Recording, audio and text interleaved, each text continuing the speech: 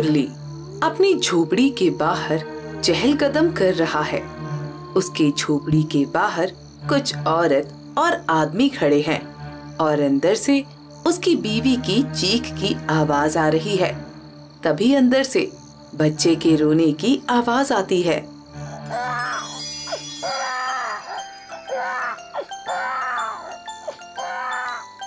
अरे मुरली भाई, तू तो बाप बन गया है। हाँ लेकिन सावित्री।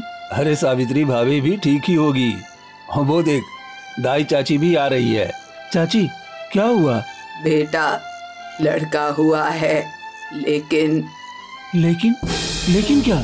बच्चा तो ठीक है ना? हाँ ठीक है। तो फिर क्या बात है? मैं अभी देख कर आता हूँ। बेटा, वो सावित्री नहीं रही। क्या? सावित्री के अचानक मौत से मुरली अंदर से टूट चुका था और उसकी मौत के जिम्मेदार वो कहीं ना कहीं अपने बेटे को ही मानता था। इसलिए उसका बेटा जिए या मरे, उसे कोई परवाह नहीं थी। ये तो मुरली का दोस्त रमेश और रमेश की पत्नी बिंदु दोनों मिलकर मुरली के बच्चे को अपने बच्चे की तरह देखभाल किया करते थे। वरना पता नहीं उस बच्चे का क्या हाल होता। बेचारे के नसीब में माँ का प्यार तो नहीं था, लेकिन बाप के प्यार से भी वो वंचित रहा।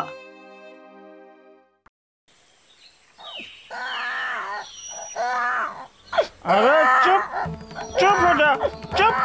अब क्या मुझे मारना चाहता है? हाँ, जब से पैदा हुआ है मेरा जीना आराम कर दिया है। और तेरी वजह से मेरी सावित्री मर गई। मैंने उसे हमेशा के लिए खो दिया। अरे तू क्यों नहीं मरता? क्यों नहीं मरता है तू? मुरली, क्या है ये सब? अरे क्यों तू इस मासूम को बार बार कोसता है? अपने आप को देखा है? कैसा था और कैसा हो गया है तू? रमेश, अगर तू मेरी जगह पर होता तो क्या करता? अगर मैं तेरी जगह पर होता ना, तो ऐसी बकवास बातें कभी नहीं करता, समझा? देख मुरली, बंद कर ये सब। ये तेरा खून है। अरे तेरा बेटा है। जो भी हुआ इसमें इस मासूम की कोई गलती नहीं थी। अगर हमारे गांव में एक भी अच्छा डॉक्टर होता तो शायद भाभी आज जिंदा होती। पर जिंदा तो नहीं है ना बेटा। मुझे देख, मैं बकवास नहीं करना चाहता। मैं तो बस तुझे बताने आया था कि मैं बिंदु को लेकर उसके मायके जा रहा हूँ। तो बस आज और मत पीना। मुन्ना का ख्याल रखना। सुबह हम जल्दी लौट आएंगे, समझा? हाँ ठीक है। रात गहरी हो चुकी थी। पूरे गांव में सन्नाटा पसरा हुआ था और इस सन्नाटे में सिर्फ एक आवाज आ रही थी, रोने की आवाज। मुरली के बेटे की रोने की आवाज। मुरली का 1 साल का बेटा घुटनों के बल बैठकर जोर जोर से रो रहा था। वहीं मुरली नशे में धुत होकर सो रहा था। तभी मुरली की आंख खुल जाती है और वो जोर से चिल्लाने ही वाला था कि उसका ध्यान अपने पैरों की तरफ जाता है, जहां एक जहरीला सांप अपना फन उठाए उसे डसने के लिए मानो बैठा था। सांप? तभी मुरली अपने बिस्तर के पास रखी दारू की बोतल सांप पर फेंकता है और सांप भाग जाता है। मुरली तुरंत बिस्तर से उठता है और बच्चे को गोद में लेकर कहता है, माफ कर दे बेटा। अगर आज तू नहीं होता तो शायद मैं नहीं बच पाता। तू मनहूस नहीं है बेटा, तू मनहूस नहीं है। तू तो मेरा राजा बेटा है, मेरा राजा बेटा। तेरा रमेश चाचा ठीक कहता है, सावित्री तेरी वजह से नहीं मरी थी। अगर हमारे गांव में कोई अच्छा डॉक्टर होता तो शायद सावित्री आज जिंदा होती। और तुझे भी आज तक बाप का प्यार नहीं मिला, लेकिन मैं वादा करता हूं आज से तुझे माँ और बाप दोनों का प्यार मिलेगा।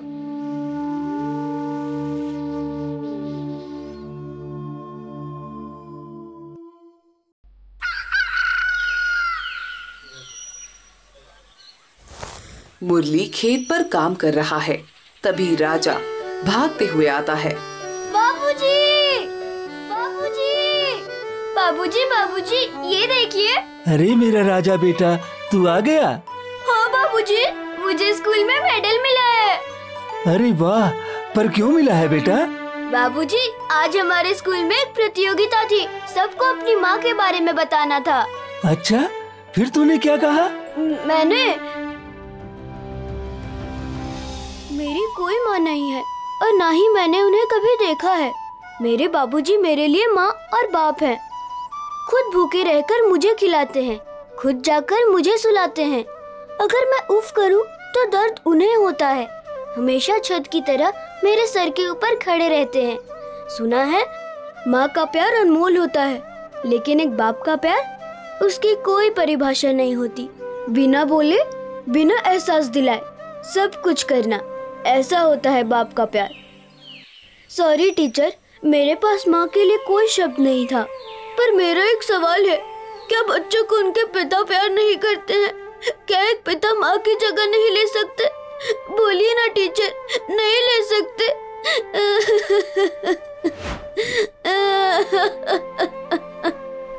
बस बेटा, बस बस बस, मैं तुझे रोते हुए नहीं देख सकता।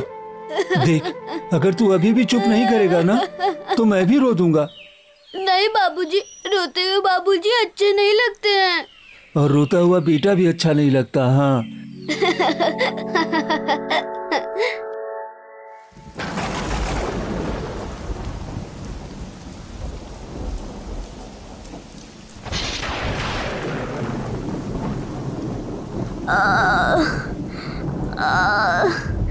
बाबूजी, बाबूजी, मेरा सर।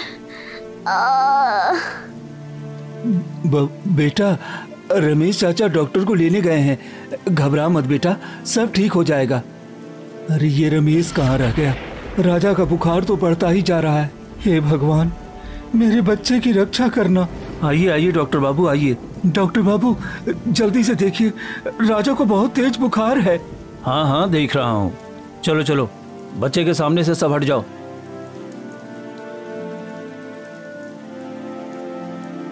मुरली, बच्चे को बहुत तेज बुखार है। मैं उसे बुखार का इंजेक्शन लगा रहा हूँ, लेकिन उसे शहर ले जाकर भर्ती करना पड़ेगा। शहर? हाँ शहर। यहाँ मैंने हॉस्पिटल का नाम, एड्रेस और अपना फ़ोन नंबर भी लिख दिया है। वहाँ पहुँचकर मुझे फ़ोन करना, लेकिन देर हो गई तो बच्चे की हालत बिगड़ सकती है। बाबूजी, बाबूजी, मेरा गला बहुत सूख रहा है, मुझे कुछ अच्छा नहीं लग रहा है। चिंता मत कर बेटा, सब ठीक हो जाएगा। मुरली, मैं अपनी बैलगाड़ी लेकर आता हूँ, तब तक तू और बिंदु राजा को लेकर बाहर आओ। अजी, मैं भी चलूँ आप लोगों के साथ? नहीं नहीं, बारिश की वजह से रास्ता खराब हो गया है। जितने कम लोग जाएंगे उतना अच्छा है।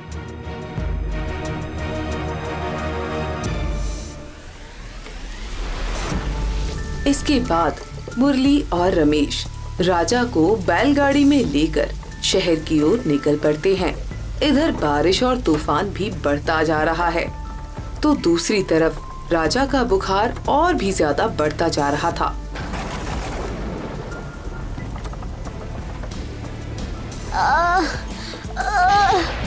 बाबूजी, बाबूजी। राजा, हे राजा, आंखें खोल बेटा, आंखें खोल। देख, तेरा बाबूजी है ना, सब ठीक हो जाएगा। ए रमेश, जल्दी कर भाई। हाँ हाँ, हट हट हट, अरे चल चल चल, जल्दी चल। बारिश के कारण गांव से शहर जाने वाला रास्ता पूरा खराब हो गया था। जगह जगह गड्ढे और कीचड़ था। फिर भी ये लोग लगभग कुछ दूरी तय कर चुके थे। अब वे बस 20-25 मिनट में शहर पहुंचने वाले थे कि तभी अचानक बैलगाड़ी रुक जाती है। हट हट, चल चल चल, चल चल चल, हट हट हट हट।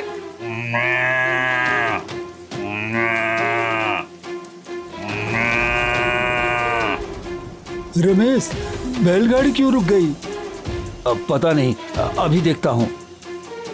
रमेश बैलगाड़ी से उतरकर लालटेन से बैलगाड़ी के चारों तरफ देखता है। तभी उसका ध्यान एक बैल के पैर पर जाता है। उसके पैर से खून बह रहा था। अब मुरली, अरे एक बैल के पैर में चोट लग गई है। शहर अभी भी यहाँ से 20-25 मिनट की दूरी पर है। अरे अब क्या करूं? चोट लग गई है? नहीं तो मैं राजा को गोद में लेकर जा रहा हूँ। कैसी बातें कर रहा है तू? देख कितनी तेज बारिश हो रही है।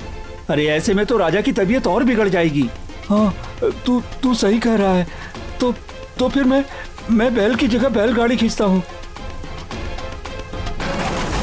अरे क्या तू पागल हो गया है? हाँ मैं पागल हो गया हूँ। अरे जिस बाप के सामने उसका बच्चा दम तोड़ रहा हो, वो कैसे ठीक हो सकता है? रमेश मैं तेरी पैर पड़ता हूँ, मुझे बैल की जगह बांध दे, मुझे बांध दे। ठीक है। इसके बाद मुरली दूसरी बैल की जगह लेता है। रमेश अपने दिल पर पत्थर रखकर बैलगाड़ी को आगे बढ़ाता है और मुरली दूसरे बैल के साथ बैलगाड़ी को खींचता है।